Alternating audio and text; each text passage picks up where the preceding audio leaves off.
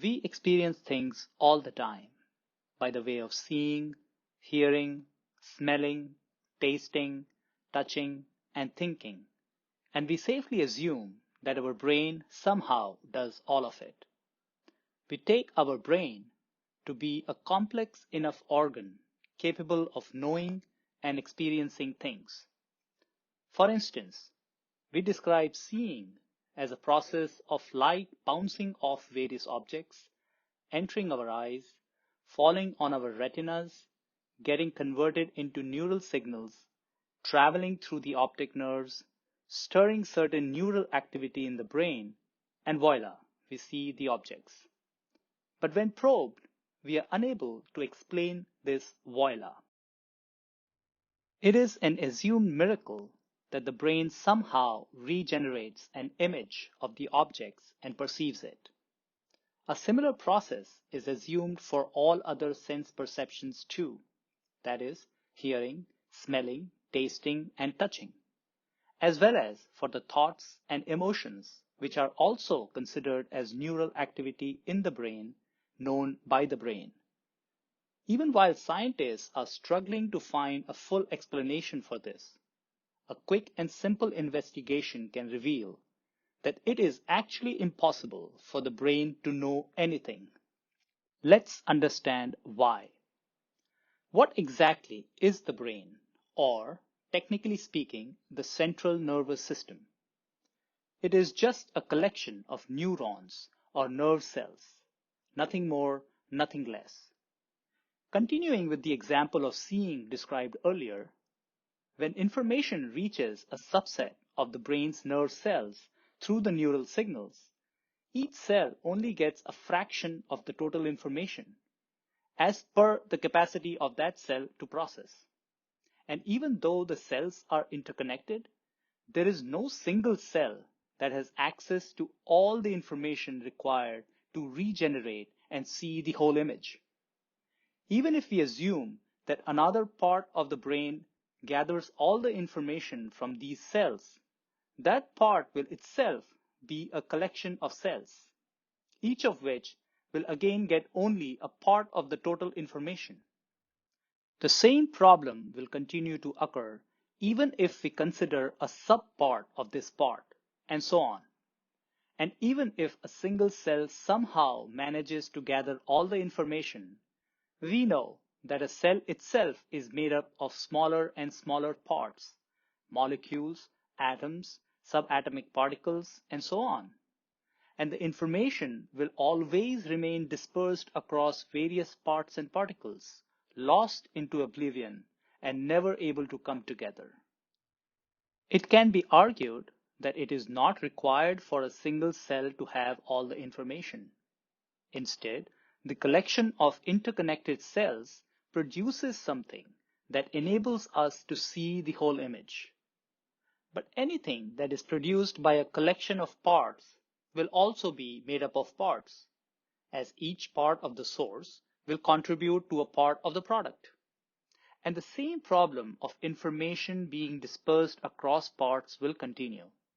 One could further argue that it is not necessary for all the information to be accessed simultaneously, and that it can be accessed in parts, but so fast that it gives the impression of being simultaneous. But even in that case, at least some amount of information has to be available simultaneously to form one unit of seeing. And no matter how little this information may be, it will continue to be dispersed across parts and particles and will not be able to come together coherently to enable even one unit of seeing, or any other way of knowing for that matter. Hence, it is simply not possible for the brain or any other part of the body to see or know or experience anything. The only way anything can ever be known is if the entity that is knowing is not made up of parts. That is, it is partless, and all the information required for that knowing is contained within this partless entity. And since it is an undeniable fact that we know and experience things, such a partless entity actually exists, and that is what consciousness really is. What exactly is this partless consciousness like? Since it cannot be compared to anything in this universe, as everything is made up of parts and particles, we have no objective way of describing what a partless entity is like, but some subtle thinking can reveal it. If an entity is partless, it must also be formless, because even if it has the most nondescript form like a spherical object, it will have different sides to it. And when something is in contact with one side of the entity, it can only be in contact with that side and not with another side. In other words, it can only be in contact with a part of the entity, leaving the other parts untouched, which implies that an entity that has a form will also have parts. So, an entity that is partless must be formless too. And if an entity is formless, it has to be limitless in every possible dimension. Because if it is limited even in one dimension, that will result in a boundary, and boundaries define a form. For example, an infinite line is limitless only in one dimension, but limited in other dimensions, and hence still possesses the form of a line. Similarly, an infinite plane is limitless in two dimensions, but limited in the third dimension, and hence still possesses the form of a plane. Hence, anything which is limited even in one dimension will possess a form imposed by that dimension. So, an entity that is formless must also be limitless or infinite. Based on this reasoning, we can conclude that partless consciousness must be formless and limitless. This means that nothing can exist outside of consciousness, because anything existing outside would impose a limit where consciousness ends and the other entity begins. Hence, there can be only one infinite consciousness, and the whole universe and anything else that exists must all be within that one consciousness.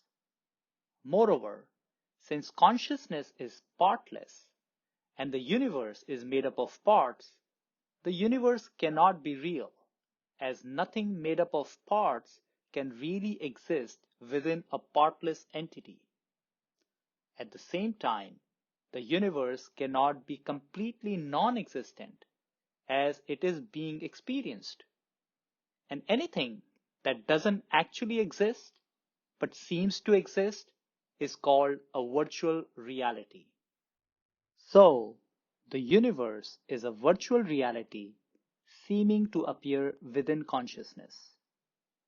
It is important to note that consciousness is also eternally unchanging, because change is either external, induced by something else from outside, or internal, induced by one part on another, neither of which are possible in the case of infinite partless consciousness. Why does a virtual reality appear in consciousness at all, though? It is because the very nature of consciousness is to be conscious, or to know, and since there is nothing else to be known, it just knows itself. In fact, an entity can know only itself. Whenever we talk about an entity knowing anything outside of itself, we are basically talking about information coming from outside and reaching the entity, and then the entity knowing only that much information about outside that gets inside it. But as we have already seen, nothing can exist outside of the infinite consciousness, and so there is no question of any external information reaching it. Moreover, It is impossible for external information to get inside an entity that is partless. Hence, consciousness only knows itself as it is intrinsically. But since it is limitless, it cannot know itself in entirety, because anything that can be known in entirety must have a limit. It cannot know itself in bits and pieces either, because it is partless. But when the infinite tries to know something, it will definitely know at least something. And so, if infinite consciousness cannot know itself as it is in reality, it ends up knowing itself as it is not, that is, as a virtual reality full of fake, finite, knowable things. Since there are infinite possibilities of the type of fake, finite things that can appear within the infinite, every possible imaginable and unimaginable finite thing is actually appearing. This universe is just one such set of things.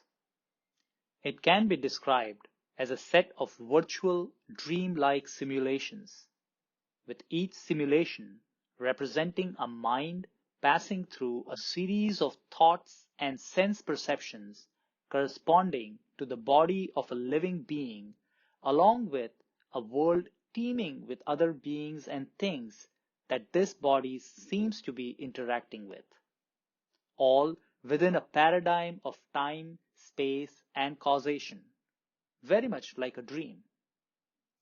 The infinite consciousness knows each simulation or mind individually and separately from each other, because if it would have known multiple of them together, it would have become a hodgepodge with too many overlapping thoughts and sense perceptions, not making much sense at all.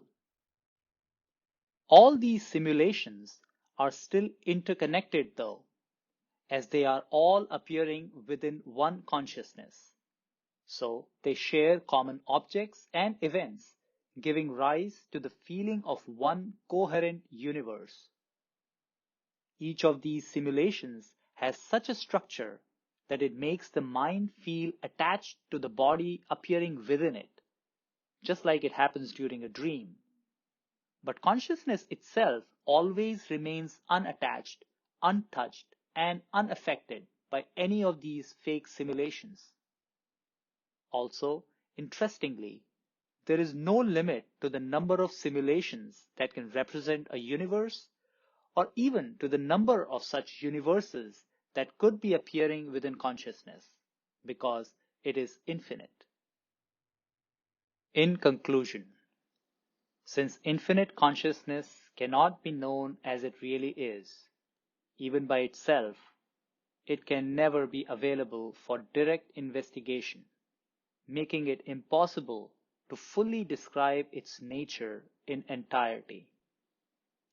As a result, the complete mechanics of how this virtual reality seems to appear within consciousness cannot be explained, but we can still draw a few inferences, like we just did, based on our experience of this infinitude. In the process, it becomes obvious that since life appears within consciousness in its attempt to know itself, the sole purpose of life is to know itself as consciousness. It is an open secret, and the choice is always available whether you want to take yourself to be this infinite consciousness, the one and only eternal, unchanging reality that actually exists, or you want to take yourself to be an infinitesimally small mind-body complex, which is nothing but a fake simulation seeming to appear within consciousness and known by consciousness. Hope you picked that which is real.